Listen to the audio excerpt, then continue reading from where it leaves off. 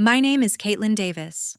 I'm 39 years old, a single mom living right here in Las Vegas, Nevada, raising my two kids, Victoria, who's 15, and Jacob, who's 10. Things were tough enough after the divorce, but nothing prepared me for what happened when my grandmother, Evelyn, passed away. She left behind the family lakefront property on the outskirts prime land near Lake Mead, the house we all grew up in, and a solid chunk of savings. Suddenly, the people I thought I knew turned into strangers fighting over every dollar an acre. At the initial meeting with the attorneys in downtown Las Vegas, my older sister exploded. She slammed her fist on the table and screamed, "I want the land, the house, everything. It's only fair we split it all equally." Dad nodded in agreement. Mom wiped tears but didn't say a word against it, and their lawyer started building the case for equal distribution under Nevada probate law. My own lawyer leaned close and whispered urgently, "Caitlin, we have solid grounds to contest this. Don't just roll over." I glanced at her, then across at the angry faces staring me down, and I just smiled, calm, slow, deliberate. Then I said the words that dropped the room into silence. "Take it. Take it all." They looked at me like I had gone insane. My sister even let out a nervous laugh, convinced she'd won without a fight. They relaxed. They thought it was over. Months later, at the final hearing, I signed every single document placed in front of me, releases, waivers, the works. They walked out grinning, already planning how to carve up the property and cash. No one knew I was already gone, long gone, until my lawyer leaned in at that final moment and whispered one single sentence. The color drained from their faces. My sister screamed. Dad froze. Mom covered her mouth in shock. And just like that, everything they thought they'd claimed disappeared. If you're dying to know what really happened, what that one whispered sentence was, and how my so-called family ended up regretting every single greedy demand, hit that subscribe button right now, turn on notifications, and stick around. This story is just beginning, and trust me, you won't believe the ending. Right after the funeral, the phone started ringing nonstop from Dad and Mom. The calls came in waves first, Dad leaving voicemails about how we needed to sit down as a family to discuss the estate fairly, then Mom following up with texts saying the same thing in softer words, but with the same underlying pressure. They wanted to make sure everyone got their fair share. They said, especially since the lakefront property was worth so much now with all the development around Lake Mead. Kayla joined in soon after, her messages sharper and more direct, screenshots of property listings showing rising values, reminders that Grandma Evelyn had always talked about family sticking together, and pointed questions about when I would start the probate process at Clark County Court. I let most of them go to voicemail at first, trying to process the grief while keeping my kids shielded from the tension. Victoria noticed the constant buzzing and asked if everything was okay. I told her it was just grown-up stuff to handle, but inside the guilt and anger started mixing. I remembered sitting on the porch with Grandma Evelyn 2 years earlier, just after she updated her trust documents. She had looked at me with those sharp eyes and said quietly, "Caitlin, people change when money's on the table. Don't let their greed pull you under. Protect what matters." At the time, I thought she was being dramatic about family dynamics, but now her words echoed every time another notification lit up my phone. A week after the funeral, the probate filing officially began when Dad's lawyer submitted the petition to the court. Paperwork started circulating, inventory forms, notices to heirs, and suddenly the demands felt more official. Kayla sent a group text to me, Dad, and Mom. We should all meet soon to go over the assets. The land alone could change things for everyone. I read it and felt my stomach twist. She had always been the one pushing for more, even back when we were kids, dividing chores or holiday gifts. That's when I decided I needed answers before things escalated further. I reached out to a forensic accountant I had heard about through a colleague at work, Nathan Scott, a specialist in tracing financial trails in estate cases. I met him in a quiet coffee shop off the strip away from prying eyes. I handed over what little access I had to Grandma's old bank statements and explained my suspicions small, irregular transfers from her account in the months before she passed, always timed when Kayla was helping with errands or doctor visits. Nathan took a few days to dig in. When he called me back, his tone was professional, but firm. "There are red flags," he said. "Several transfers totaling around $15,000 over 6 months, routed through accounts linked to your sister. Nothing massive enough to trigger automatic alerts at the time, but the pattern is clear, consistent amounts right after she visited or handled bills. If this went to probate scrutiny, it could be challenged as undue influence or even conversion." I sat in my car after the call, staring at the dashboard, feeling a mix of vindication and nausea. Grandma had trusted Kayla with so much in those final months' medication runs, grocery shopping, even power of attorney for minor things, and now it looked like that trust had been exploited in small, calculated ways. I didn't confront anyone yet. Instead, I kept the information close, knowing it would be useful later if things turned ugly in court. The pressure from my parents continued in quieter forms. Dad calling to say how much Mom was struggling with the uncertainty, how dividing everything equally would give her peace. Kayla pushed harder, suggesting we hire a neutral mediator to speed things up. I responded politely but vaguely, buying time while Nathan continued his review. Every conversation felt like walking on eggshells, but I refused to let them see how deeply their demands were affecting me. By the end of the second week, court notices arrived in the mail formalizing the start of probate administration. The clock was ticking. I knew the next steps would involve inventory discussions and potential contests, but I wasn't ready to show my hand. Not yet.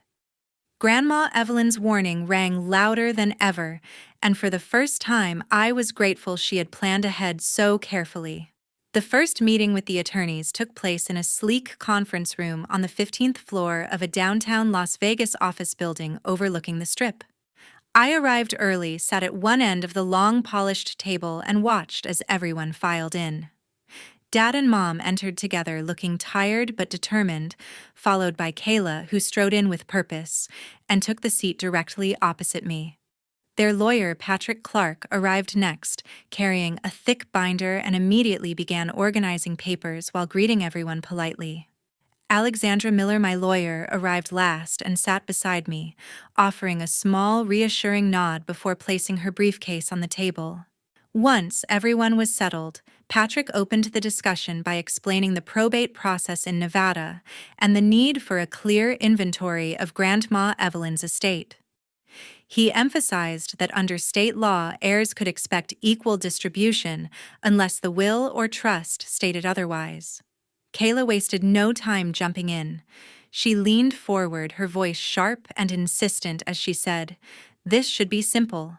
Grandma always said, family comes first, so the lakefront property, the house, and the savings need to be split equally among us.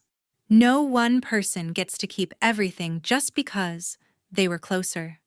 She glanced at me pointedly while speaking, and then turned to Patrick for support. He nodded and added that, in the absence of a specific bequest, the court would likely favor equitable division, especially since the property had appreciated significantly in value over the years. Dad chimed in quietly, supporting Kayla by saying that fairness was what Grandma would have wanted, and that dividing everything would honor her memory. Mom stayed mostly silent, but her eyes darted between us as if hoping someone would back down. I listened without interrupting, letting their words fill the room. Alexandra leaned close during a pause and whispered, "Caitlin, if we contest, we have strong grounds. The trust documents and the circumstances around the estate give us leverage. Don't agree to anything today." I gave her a slight nod but said nothing aloud. My silence seemed to embolden them further. Kayla pressed on, detailing how the land could be sold quickly for a high price, how the house could be renovated or flipped, and how the cash would help everyone, especially with rising costs in Las Vegas. She even suggested timelines for appraisals and listings, making it sound like the plan was already in motion. Patrick backed her up with references to Nevada probate code sections that favored equal shares among children when no contrary intent was clear. The room grew warmer as the discussion continued. Kayla's tone became more accusatory, implying that delaying would only hurt the family and that I was being selfish by not committing right away. Dad added that Mom needed financial stability soon and that dragging things out would cause unnecessary stress. I kept my expression neutral, watching their faces, watching the way they assumed victory was inevitable. Alexandra interjected at one point to clarify that any distribution would follow the court's review of all documents, including any trusts or prior transfers. She reminded everyone that probate could take months and that contesting certain actions was always an option if evidence suggested impropriety. Kayla rolled her eyes at that and said, "We don't need contests. This is family, not a courtroom battle." By the end of the 2-hour meeting, nothing had been decided, but the lines were clearly drawn.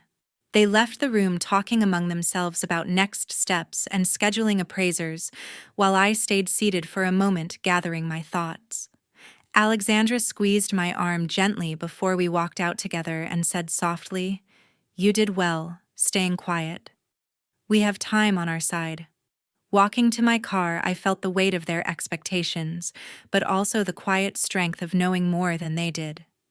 The meeting had confirmed what I already suspected: they were moving forward, as if the estate was theirs to divide freely. I drove home, replaying every word, every glance, and every assumption they had made about me. For the first time, I felt truly detached from the family dynamic that had once defined so much of my life. In the days following that first meeting, the tone shifted noticeably. Kayla's texts arrived in rapid succession, starting with reminders of the meeting, then escalating to veiled threats. "If we don't agree on a fair split soon, I'll have no choice but to file a petition to contest the estate and force a court decision. This could drag on for years and cost everyone a fortune." Dad followed up with a call where he explained in a measured voice that Mom was feeling overwhelmed and that pursuing legal action would only add to the family's stress, but he implied it might be necessary if cooperation didn't happen soon. Mom sent a separate message pleading for me to think about what Grandma would have wanted and to avoid making things harder than they needed to be. The messages kept coming, each one more insistent than the last. Kayla attached screenshots of Nevada probate court fees and timelines for contested cases, warning that delays would mean higher legal bills and potential penalties. She even suggested that if I didn't respond positively, she would instruct Patrick to move forward with a formal challenge to any irregularities in the estate administration. The pressure felt relentless, but calculated, designed to wear me down without crossing into outright harassment that could be documented as bad faith. I stopped replying to most of them, choosing instead to document every communication by saving screenshots and noting dates. The threats stung, especially because they came from people I had once trusted completely, but they also strengthened my resolve to stay calm and strategic. I knew reacting emotionally would only play into their hands, so I focused on gathering more information. A few days after the barrage started, I scheduled a private meeting with Alexandra Miller at her office in a quiet part of downtown, away from the main probate corridors. She greeted me warmly and led me to a small conference room where she had the trust documents already spread out on the table. We sat down and she began explaining in clear, straightforward terms what Grandma Evelyn had set up years earlier. "The irrevocable trust was established about 7 years ago, when your grandmother was in good health and fully competent," Alexandra said. "She transferred the lakefront property, the family house, and the majority of her liquid accounts into it, making you the primary beneficiary and trustee. Because the transfer was completed long before her passing, these assets are completely outside the probate estate. They don't go through the court process at all, and the family has no automatic claim to them." She pointed to specific clauses showing that the trust was irrevocable, meaning it couldn't be undone or altered without my consent as trustee. The language was airtight, drafted by an experienced estate attorney to protect against exactly this kind of family dispute. Alexandra explained that contesting it would be extremely difficult and expensive, requiring proof of fraud or undue influence, which the family didn't have. Even if they tried, the court would likely uphold the trust since it was created well before any recent issues, and Grandma had been mentally sharp. I asked about the small transfers Nathan had flagged, and Alexandra confirmed they could be addressed separately if needed, but they didn't affect the trust's validity. The core assets, the land, the house, and the bulk of the savings were safe, locked away, where no one could touch them without my approval. She emphasized that I had full control as trustee to manage, distribute, or hold the assets according to the trust's terms, which prioritized my discretion and the well-being of my children. Listening to her, I felt a wave of relief mixed with lingering sadness. Grandma had seen this coming long before anyone else, and she had acted quietly to ensure the legacy went where it mattered most. Alexandra advised me to continue staying silent in group communications, to avoid giving them ammunition, and to let the probate process play out on the surface while the trust remained untouched in the background. As I left her office, the sun was setting over the city, casting long shadows across the streets. The threats from Kayla and the quiet pleas from my parents still echoed in my mind, but now they felt distant, almost irrelevant. I had the protection I needed, and for the first time since this all began, I allowed myself to breathe a little easier, knowing the real game was already won. The weeks following that meeting dragged on with mounting tension as ongoing negotiations and filings filled my inbox and calendar. Emails from Patrick Clark arrived regularly, outlining proposed agreements for the probate assets, the smaller bank accounts, and personal items not covered by the trust, while Kayla and my parents pushed for quick resolutions. The tone in their communications grew increasingly confident, as if they sensed I was weakening under the constant barrage. I began responding in a way that played right into their expectations. During phone calls, I let my voice sound weary and defeated, telling Dad that the stress was getting to me, and that I didn't have the energy for a prolonged fight. "I'm exhausted," I said one evening when he called to check in. "The kids need me, and this is taking everything out of me." He responded with sympathy, but I could hear the relief in his tone as he encouraged me to consider signing the preliminary documents to move things forward. Mom followed up the next day with a gentle message saying she understood how hard this was and that agreeing would bring peace to everyone. Kayla was more direct. In a group email, she attached draft waivers and releases for me to review, stating that signing them would allow the court to finalize the distribution of the probate portion without further delay. She added a note, "This is the fair thing to do, Caitlin. No more fighting, just let it happen." I read the documents carefully, noting they only pertained to the assets still in probate. Nothing touching the protected trust, and then I started signing. I returned the preliminary forms one by one via email and courier, making sure each submission came with a short note expressing my reluctance but ultimate agreement. "I'm signing because I can't keep going like this," I wrote in one cover letter. The responses came quickly. Thank you messages from Patrick thanking me for my cooperation, and updates from Kayla about scheduling the next appraisal for the house. Their messages grew warmer, almost celebratory, as they discussed plans for selling the lakefront property once the probate cleared. Alexandra reviewed everything I signed before I sent it off, confirming that none of the documents compromised the trust. "You're doing exactly the right thing," she told me during a brief call. "By appearing to concede on the probate side, you're lulling them into complacency while the real assets remain secure." I followed her advice to the letter, maintaining the facade of exhaustion and resignation in every interaction. My parents called more frequently now, with Dad sharing how relieved he was that things were moving, and Mom expressing gratitude for my understanding. Kayla even sent a photo of a real estate agent she had contacted to value the land, her excitement evident in the caption, "This is going to be great for all of us once it's done." I replied with brief acknowledgments, keeping my tone subdued and non-committal, letting them believe the battle was won. Inside, I felt a strange mix of detachment and quiet satisfaction. The strategy required patience, but watching their overconfidence build was almost therapeutic. They began discussing division percentages, openly assuming the entire estate would soon be theirs to split. I listened without argument, offering only tired agreements when pressed. By the time the final preliminary filings were complete, the family had fully relaxed into the idea that I had given up. Kayla texted a thumbs-up emoji with the words, "Finally, some progress," and Dad mentioned how proud he was of me for putting family first. I saved every message, every email, and every recorded call, knowing they would serve as evidence of their assumptions later. The charade was working perfectly.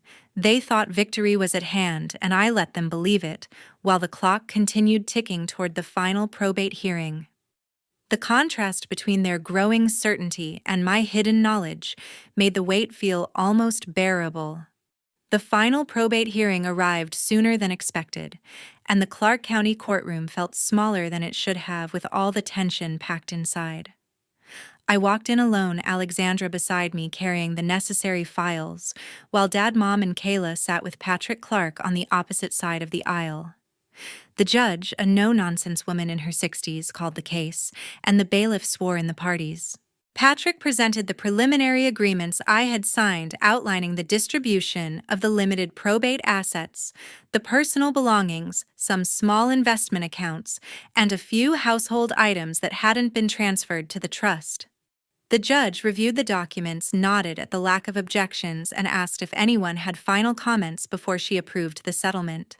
Patrick stood and spoke smoothly, thanking the court for its time, and noting that all heirs had agreed to the proposed distribution, which would allow the estate to close efficiently. Kayla sat straighter, her expression one of quiet triumph, as she glanced my way with a small, satisfied smile. Dad looked relieved, and Mom dabbed at her eyes with a tissue, but her shoulders relaxed for the first time in months. When the judge turned to me, I stood slowly and confirmed that I had reviewed and signed the releases voluntarily. My voice came out steady but subdued, just as I had practiced to maintain the appearance of someone who had given up the fight. The judge asked if I understood the implications that I was waiving any further claims to the probate portion, and I answered yes, without hesitation. She signed the order approving the distribution and declared the probate estate settled. As the gavel came down, Kayla exhaled audibly and turned to my parents, whispering something that made them both smile. They gathered their things, chatting quietly about how they could now proceed with appraisals and sales. Patrick shook hands with everyone, including me, offering a polite, "Thank you for your cooperation," as if the matter had been resolved amicably all along. I remained seated for a moment, letting them collect themselves. Alexandra leaned in close, her voice barely above a whisper, but clear enough for those nearby to hear. None of the lakefront property was ever part of the probate estate. It's been held in an irrevocable trust for years. The words landed like a physical blow. Kayla froze mid-sentence, her mouth open in confusion before the color drained from her face. She spun toward me, eyes wide and disbelieving. "What did you just say?" she demanded, her voice rising sharply. Dad's face went blank as he processed the statement, and Mom let out a small gasp, covering her mouth with her hand. Patrick turned to Alexandra, his brow furrowed. "Excuse me," he asked, but Alexandra simply handed him a copy of the trust document she had ready in her folder. The trust was executed 7 years ago, fully funded and irrevocable. The primary assets, the lakefront land, the family house, and the bulk of the savings were removed from the estate before probate ever began. Your clients have no claim, and contesting would require proving fraud or incapacity, which doesn't exist. Kayla snatched the paper from Patrick's hand, scanning it frantically. "This can't be right," she muttered, her voice cracking. "Grandma would never do this without telling us." She looked up at me, fury replacing the shock. "You knew you let us go through all this, and you knew." Dad stood slowly, his hands trembling. "Caitlin, how could you?" he said, his voice low and broken. Mom began crying openly now, the tissue crumpled in her fist as she shook her head in disbelief. The judge who had been gathering her papers looked up with mild interest, but reminded everyone that the hearing was concluded, and any disputes over non-probate assets would need to be addressed separately, if at all. She excused the parties, and the courtroom began to empty. Kayla didn't move at first. She stared at the trust summary, her hands shaking so badly the paper rustled. Then she turned to Patrick, demanding he do something, file something, contest it immediately. He explained quietly that contesting an irrevocable trust from years prior was nearly impossible without substantial evidence of wrongdoing, and that the cost would be enormous with little chance of success. Dad tried to calm her, but his own voice faltered. Mom sat, frozen tears streaming down her face. I stood up, gathered my things, and walked out without a word. Alexandra followed close behind, murmuring that the reaction was exactly as expected, but I barely heard her. The hallway outside the courtroom echoed with Kayla's raised voice as she argued with Patrick about next steps. Outside, in the bright Las Vegas sun, the reality hit them harder. They had spent months planning, dividing, imagining a windfall that had never been theirs. Now they faced the truth. Their assumptions, their threats, their overconfidence had led them to nothing but wasted time and mounting legal bills. I didn't look back as I headed to my car. The twist had landed precisely as intended, and for the first time in a long time, I felt truly free. In the weeks after the final hearing, the court issued formal notices confirming the trust's validity and the exclusion of the major assets from probate. Mailed copies arrived at my parents' house and Kayla's apartment, detailing that the lakefront property, the family home, and the substantial savings had never entered the probate estate. The documents were clear and final. No appeal within probate jurisdiction could touch them, and any separate challenge to the trust would require independent litigation with a high burden of proof. The realization hit them in stages.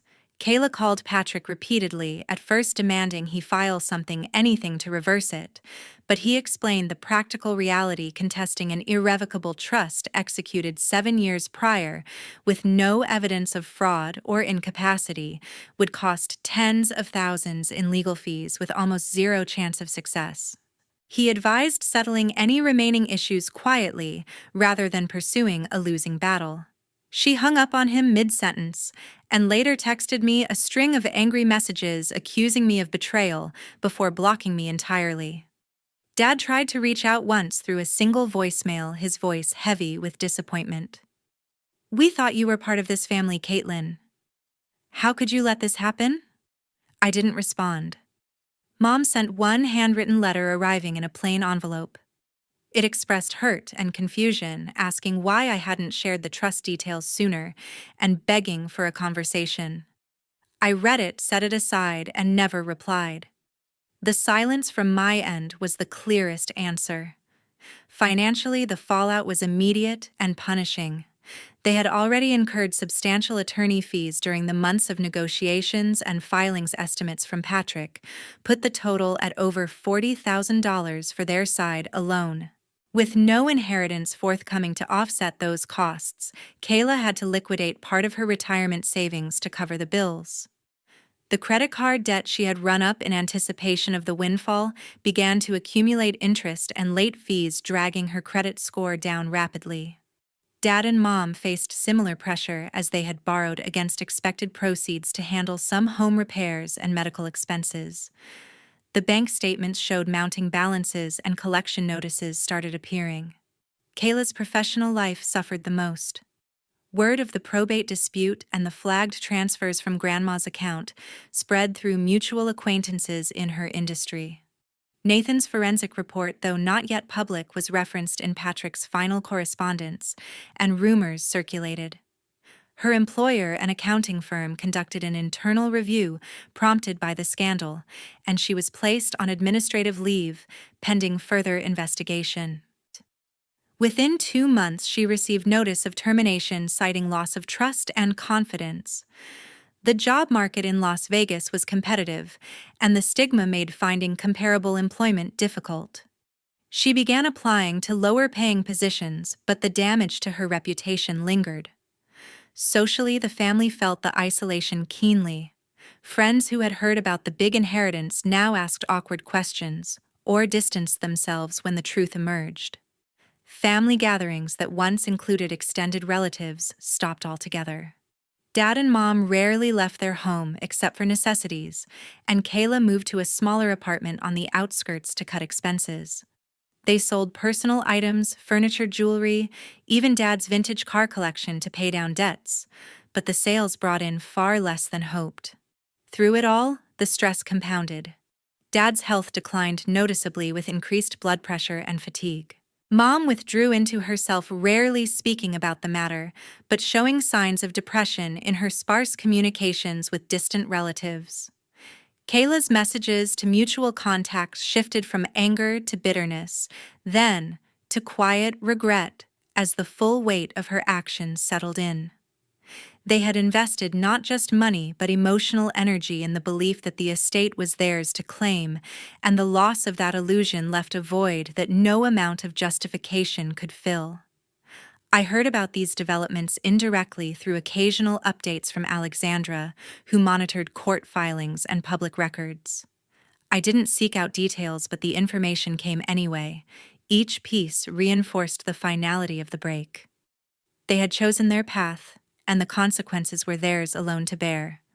From that day onward, I never looked back at my old family. Within a month of the hearing, I packed up the essentials with Victoria and Jacob and moved to a quiet neighborhood on the west side of Las Vegas, far from the places we used to frequent together. The new house was modest, but ours completely free from any lingering ties to the past. I chose a gated community with good schools nearby and a small backyard where Jacob could play without worry. Victoria adjusted quickly, finding new friends and activities that kept her busy and positive. The change felt like breathing fresh air after being trapped in a storm. I blocked every number and email address connected to Dad, Mom, and Kayla. Social media accounts were set to private, unfriended, and eventually deleted. When letters arrived at the old address, I had the post office forward them to a P.O. box, and then I shredded them unopened. There were attempts to reach out through mutual acquaintances or distant cousins, but those messages went unanswered too. The silence was deliberate and complete. No explanations, no goodbyes, just a clean break that protected my peace and my children's stability. They tried a few times with increasingly desperate efforts.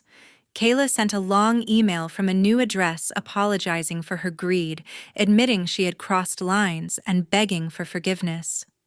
Dad left a voicemail saying he regretted pushing so hard and that Mom was heartbroken. Even a joint letter arrived from my parents expressing remorse for not seeing the signs sooner and asking if we could talk just once. I read none of them fully. The words came too late after months of threats, accusations, and assumptions. Forgiveness wasn't mine to give anymore because the damage had reshaped everything. Life settled into a calm rhythm I hadn't known in years. Mornings started with coffee on the patio while the kids got ready for school. Evenings involved homework dinners and quiet evenings watching movies or playing games. Victoria thrived in her new school, joining the debate club and making plans for college. Jacob found friends in the neighborhood, and his laughter filled the house more often than tears. Work became manageable again, without the constant distraction of family drama. I focused on building routines that centered on us three and the future we could control. The consequences for them continued unfolding in the background. Kayla struggled to find steady employment after the scandal tainted her professional reputation. She took on temporary gigs and freelance work, but the income was inconsistent, and the stress showed in every update I heard indirectly. Dad and Mom downsized their home to pay off the remaining debts, and they lived quietly with limited social contact. The family circle shrank to almost nothing as relatives distanced themselves from the fallout. They faced their choices alone with no inheritance to fall back on, and no reconciliation to ease the regret. Looking back, the story taught a hard but necessary lesson. Greed can blind people to what truly matters, and once trust is broken, rebuilding it becomes nearly impossible. Family isn't defined by blood alone, but by respect, honesty, and mutual care. When those foundations crumble, no amount of apologies can restore what was lost. For anyone watching this, if you've ever felt torn between loyalty and self-protection, know that choosing yourself isn't betrayal, it's survival. Protect your peace, your children, and your future. The right people will understand. Thank you so much for staying with me until the very end. It means more than you know that you listened to this entire story. If it resonated with you in any way, please share your thoughts in the comments. I read everyone, and it helps me know I'm not alone in these experiences. Hit that like button if the story moved. You subscribe if you want more real-life lessons like this, and share it with someone who might need to hear it. Take care of yourselves out there, and remember, sometimes the strongest thing you can do is walk away.